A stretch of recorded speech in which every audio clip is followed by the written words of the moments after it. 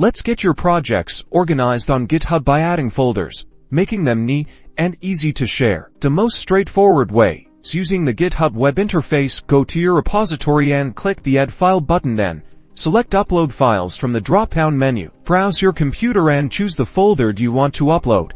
Along with all of its files, GitHub will handle the folder structure automatically. After the upload completes, you'll see a commit screen. Write a clear commit message describing the folder's contents, and optionally add an extended message. Click Commit Changes to save. For Git command users, things are a bit different. Make sure you've set up Git and linked your local repository to your GitHub repo. Navigate to the directory where you want to add the folder using your file manager. Add your new folder and all of its contents to the staging area using the git add command, then commit the changes with a descriptive message. Finally, git push those changes to your remote repository. Check your GitHub repository to confirm the folder is there. Now you can create folders on GitHub, making your projects organized and ready for action.